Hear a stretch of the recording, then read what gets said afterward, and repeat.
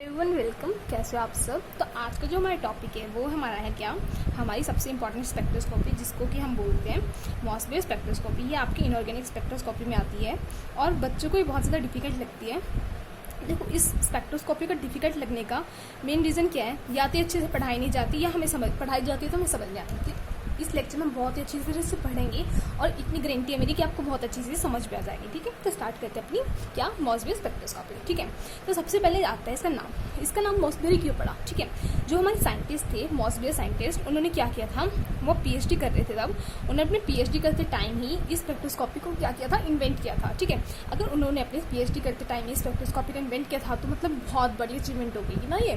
तो अगर इतनी बड़ी अचीवमेंट थी तो उसके लिए क्या मिला था, इनको नोबेल प्राइज़ मिला था। तो इसलिए ये जो स्पेक्ट्रोस्कोपी है बहुत ज़्यादा वैल्यूएबल है। ठीक है, अब जो हमारी मॉसबे स्पेक्ट्रोस्कोपी, इसको हम क्या बोल सकते हैं, इसको हम गामा स्पेक्ट्रोस्कोपी बोल सकते हैं। क्यों, अब इसको गामा स्पेक्ट्रोस्कोपी क्यों बोला, क्योंकि जो इसमें हम रेडिएशंस का यूज़ कर रहे हैं वो कौन सी होगी, हमारी गामा रेज। ठीक है, इसमें हम रेडिएशन का यूज़ कर रहे हैं वो गामा रेज होंगी, इसलिए हमने इसको क्या बोला, गामा स्पेक्ट्रोस्कोपी बोला। ठीक है, अब इसमें हम पढ़ते किसके बारे में, ठीक है, तो हम पढ़ते हैं हमारी किसके बारे में, न्यूक्लियर ट्रांजिशन के बारे में। कहाँ से कहाँ तक, from ground state to excited state. किसके बारे में पढ़ते हैं हम, न्यूक्लियर ट्रांजिशन के बारे में पढ़ते हैं। कहाँ से, ग्राउंड स्टेट से किसके कहाँ तक, एक्साइटेड स्टेट तक। ठीक है, अब कोई भी अगर आप स्पेक्ट्रोस्कोपी पढ़ रहे हो तो उसका रूल होता है कि वो हमारी जो स्पेक्ट्रोस्कोपी है वो एक्टिव कब होगी, किस किस मॉलिक्यूल्स पे एक्टिव होगी और किस पे नहीं होगी। तो हमें देखना है कि मॉसबे एक्टिव मॉलिक्यूल्स हमारी कौन सी होंगी। ठीक है, तो इसके लिए आपकी क्या आती है, दो कंडीशन आती है। ठीक है, दो कंडीशन आती है। तो आपकी फर्स्ट कंडीशन क्या है, फर्स्ट कंडीशन आपकी है जो न्यूक्लियर स्पिन आपकी आई, जिसको मैं इसलिए नोट कर दिया, आपकी क्या है, न्यूक्लियर स्पिन है वो क्या होनी चाहिए, नॉट इक्वल टू जीरो, मतलब वो जीरो के इक्वल नहीं होनी चाहिए। अगर वो जीरो के इक्वल नहीं है दैट मीन्स कि आप बोल सकते हो कि वो आपका क्या हो गया, मॉसबे एक्टिव न्यूक्लियाई है। न्यूक्लियाई बोलते हैं ना, या फिर मॉलिक्यूल मत बोलना, गुड वर्ड तो हमारे लिए न्यूक्लियाई है। ठीक है, तो हम क्या बोल सकते हैं कि मॉसबे एक्टिव न्यूक्लियाई कौन सा होगा, जिसकी nuclear spin not equal to zero होगी। अब आप बोल दोगे मैम न्यूक्लियर स्पिन अगर हमारी हाफ होती है माइनस की तो वो भी तो मॉसबे एक्टिव न्यूक्लियाई हो गया, बट नहीं, यहाँ पे एक और कंडीशन आती है कि जो आपकी न्यूक्लियर स्पिन है वो नॉट इक्वल टू जीरो होनी चाहिए, लेकिन उसकी वैल्यू है जो वो किससे बड़ी होनी चाहिए, हमारी जीरो से बड़ी होनी चाहिए, तभी आप उसको क्या बोल सकते हैं कि वो हमारी क्या है, मॉसबे एक्टिव न्यूक्लियर है। ठीक है, फर्स्ट कंडीशन ये होगी। अब हम बात करते हैं सेकंड कंडीशन के बारे में।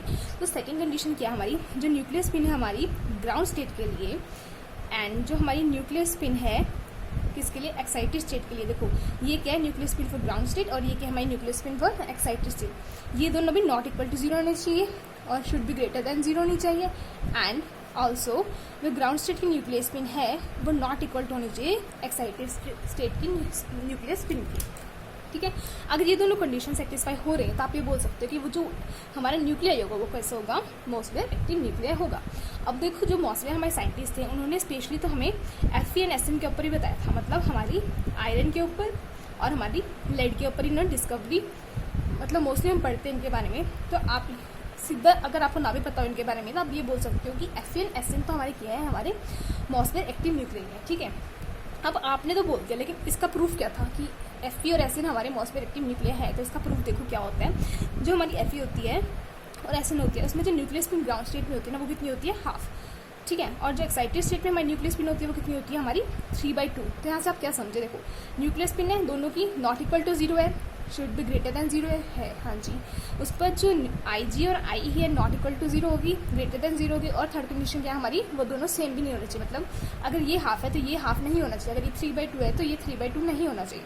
अब देखो इस केस में तो दोनों अलग अलग है ना, तो ये दोनों कंडीशन सेटिस्फाई होगी। अगर ये दोनों कंडीशन सेटिस्फाई हो गई तो हम ये बोल सकते हैं कि जो आयरन N3 है ये आपके क्या है, हमारे मॉसबे एक्टिव न्यूक्लियाई हैं। ठीक है, ये हमारे मॉसबे एक्टिव न्यूक्लियाई है। अब मैं अगर बात करूँ AU, गोल्ड और RU की, तो इनकी वैल्यूज़ IG की वैल्यू होती है हमारी 3/2 से एक्साइटेड स्टेट कितनी होती है 5/2, मतलब तो ये दोनों जो हमारे हैं न्यूक्लियाई ये भी क्या होंगे, आपके मॉसबे एक्टिव न्यूक्लियाई होंगे। सिमिलरली अगर आप उसकी बात करते हो इरिडियम की बात करोगे तो वो भी आपका क्या हो गया, मॉसबे एक्टिव होगा, क्योंकि जो उसकी ग्राउंड स्टेट वैल्यू होती है वो होती है हाफ और एक्साइटेड स्टेट जो वैल्यू होती है वो होती है 3/2। तो ये आप याद कर लेना, मोस्टली तो आपसे एग्जाम में किस तरह पूछते हैं, Fe और Sn के बारे में पूछते हैं, तो आपको यही बेसिकली याद होना चाहिए। लेकिन अगर आप बात करना चाहो AU, रुथेनियम और इरिडियम, ये भी आप याद कर सकते हो। ठीक है, उसके बाद आता है सबसे ज़्यादा इंपॉर्टेंट है कि इसका प्रिंसिपल क्या था।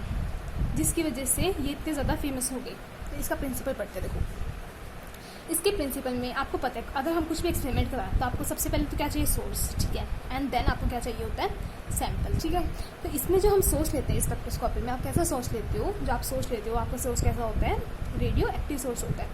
रेडियो एक्टिव मतलब क्या होता है, मतलब वो कैसा आपका अनस्टेबल है। अब देखो एक चीज़ सुनो मेरी बात, इसमें जो हम सोर्स लेते हैं वो हमारा क्या होता है, कोबाल्ट। अब देखो कोबाल्ट 57 होता है मास नंबर, एटॉमिक नंबर 26 भी होता है, और कोबाल्ट 57 और एटॉमिक नंबर 27 भी होता है, ठीक है। जो ये वाला हमारा कोबाल्ट है ये रेडियो एक्टिव नहीं होता है, ठीक है, बट जो ये वाला कोबाल्ट है हमारा, ये आपका क्या होता है, रेडियो एक्टिव न्यूक्लियर होता है। तो इसलिए जो इसमें सोर्स का यूज़ किया गया है वो इसी वाले का किया गया है, जिसका एटॉमिक नंबर क्या आपका 27 है। यहाँ से क्वेश्चन बहुत ज़्यादा फ्रिक्वेंटली आता ही रहता है कि आपने सोर्स क्या यूज़ किया। तो इस बात को ध्यान रखना कि आपने जो कोबाल्ट सोर्स यूज़ किया है उसका एटॉमिक नंबर 27 है, बिकॉज उसका नंबर 27 है, वो रेडियो एक्टिव है। और हम जो सोर्स यूज़ करते हैं स्पेक्ट्रोस्कोपी में वो हम क्या करते हैं, रेडियो एक्टिव सोर्स ही यूज़ करते हैं, इसलिए हमने ये लिया, ठीक है। अब उन्होंने क्या किया, उन्होंने मतलब साइंटिस्ट थे जो, उन्होंने क्या किया,